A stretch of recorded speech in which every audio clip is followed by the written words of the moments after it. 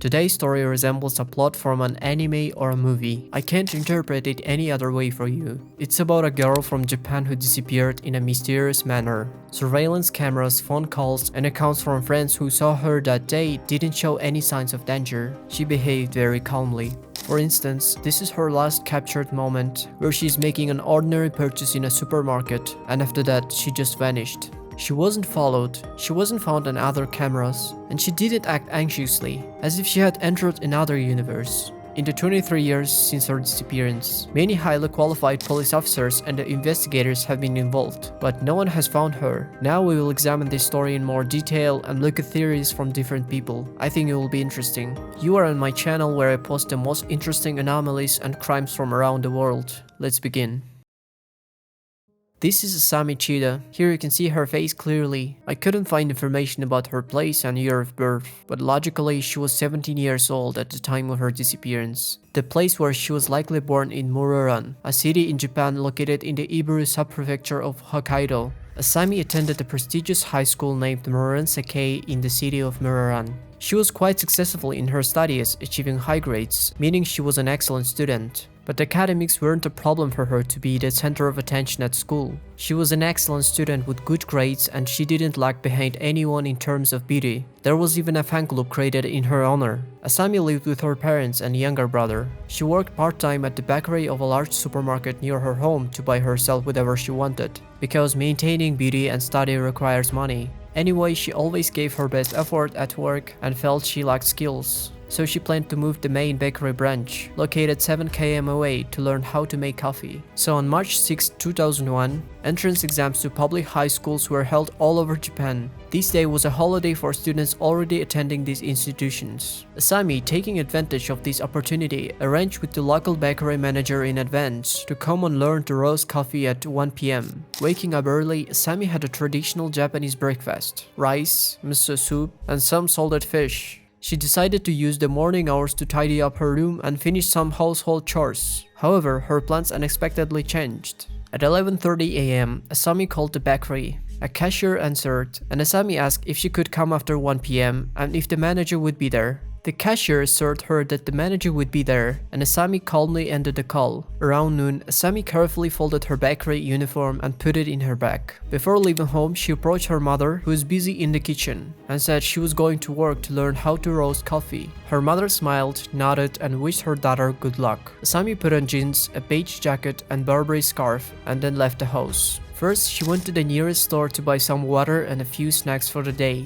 and then headed to the Hachodai-Chua bus stop, located about a kilometer from her home. The bus departing at 12:25 p.m. towards Higashimachi Terminal was her transportation for the day. At this time, a friend noticed her from afar as Asami boarded the bus. She waved to him from the backseat as the bus began to move. The bus passed by the bakery, where Asami could have gotten off at a stop around 12:56 p.m., allowing her to arrive right at 1 p.m. for her appointment. However, to keep her promise and not confuse people, she decided to arrive after 1 p.m. So she missed her stop and continued for another 7 minutes to Higashimachi Nikom stop, where she got off at 1:03 p.m. After getting the bus, Asami headed to the large Muroran Sati supermarket near the stop. A surveillance camera recorded her at 1:04 p.m. near the cosmetics department. 22 minutes later, the camera captured her leaving the store at 1:26 p.m. Based on her behavior on the video, she wasn't making purposeful purchases but was just aimlessly wandering around the cosmetics department, intentionally killing time. According to her close ones, Asami wasn't so irresponsible as to deliberately ignore arrangements and go somewhere else.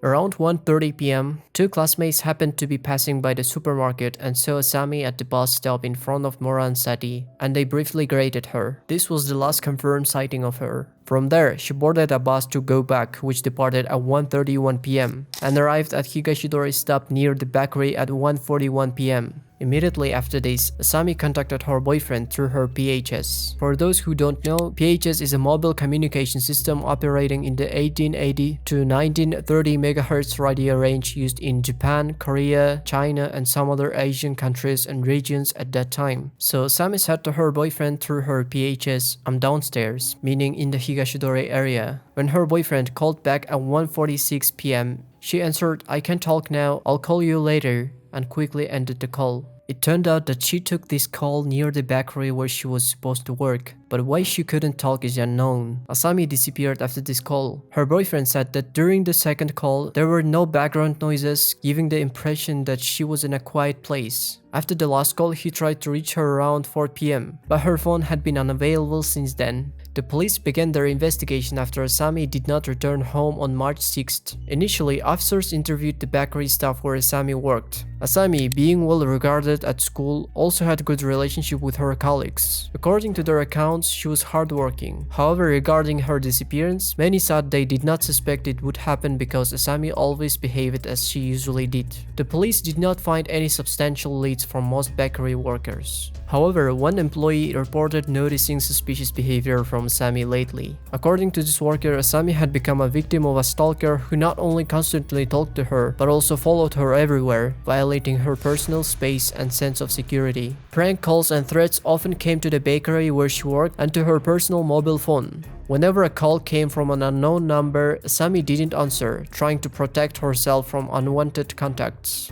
Once when she ignored yet another call, a colleague noticed this and asked why she didn't answer the phone. After hesitating a bit, Asami replied, "There are prank calls." The colleague, unaware of the full details of her situation, raised an eyebrow in surprise but didn't press further. If you trace Asami's movement that day in detail, you can see that from the moment she left home to the last time she contacted someone, all her actions occurred precisely and without the slightest deviation, even within 5 minutes. The meeting was originally scheduled for 1 p.m., and she could have easily arrived on time even if she had left home later. However, for some unclear reasons, Asami intentionally postponed the meeting to a time after 1 p.m. During this postponed period, she wandered aimlessly without a specific goal, just killing time. When she finally reached the bakery, it was almost 2 p.m. This suggests that her aim was not to arrive a little after 1 p.m., but exactly at 2 p.m. This is particularly strange considering that Asami was always a punctual and responsible person who never treated appointments carelessly. Such behavior is uncharacteristic of Asami. She was not someone who looked time or meeting lightly. All this raises the question of whether someone interfered with her plans. Perhaps someone contacted her between the time she left home and her arrival at the meeting place and suggested delaying the meeting to 2 p.m., causing this confusion. These details make the situation extremely puzzling and raise many questions. Why did Asami postpone the meeting? Why did she spend that time aimlessly? Who could have influenced her plans? These questions remain unanswered, but there are some suspects who might have known why Asami acted this way.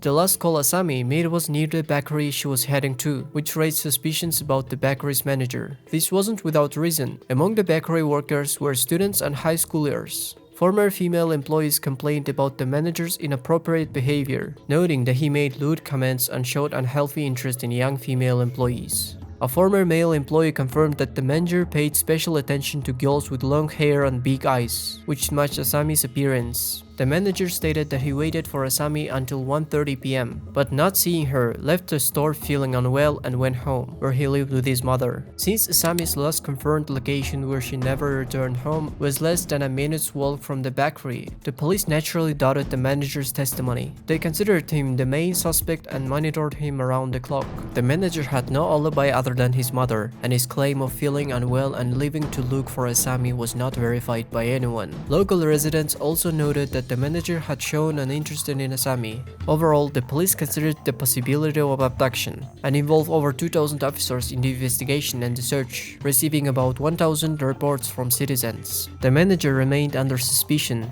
All his personal vehicles were confiscated, and the police searched his home and store for 3 days. However, they couldn't find any link to the incident, and since he didn't testify much, the charges were dropped due to insufficient evidence. Months and even years passed in the investigation, but no clues or testimonies emerged, leading to the case going cold. People, including her close ones, started to forget about her, and her parents resigned to the belief that their daughters was gone and couldn't be found. By 2016, the wanted posters at bus stops were taken down, but the police continued to distribute flyers and request information from the public, never stopping the search. In Muroran, posters and panels with information about Asami are still visible. The Muroran Police Department has a team of 7 people working on this case. In a 2011 interview, the police stated that they would continue the investigation and promised to find Asami and arrest the criminal. In November 2010, attention was drawn to a blog written by someone claiming to be a former detective. He asserted that Asami might have been held on vacant floors of the bakery building owned by the manager. However, the police had not checked these areas. It was also claimed that videotapes confiscated from the manager contained footage of violence against schoolgirls. In 2011, TV Asahi revisited the case in the program Super J channel, interviewing the former manager, who now worked at another restaurant after the bakery went bankrupt. He denied involvement in the disappearance, expressing resentment at the suspicions. He claimed he had no reason or interest in abducting anyone, and was confident that Asami was still alive. Asami's parents continued to live in their apartment in Hakujudai, avoiding public discussions of the case. There were rumors of tense family relationships, but her parents expressed hope for their daughter's return. Since then, Asami's father has continued his hobby of fishing, winning several awards. This concludes our video. Today, I tried to share this story with you because I believe it could help find Asami Chida. If you liked the video, please leave your opinions and possible theories in the comments. Goodbye everyone.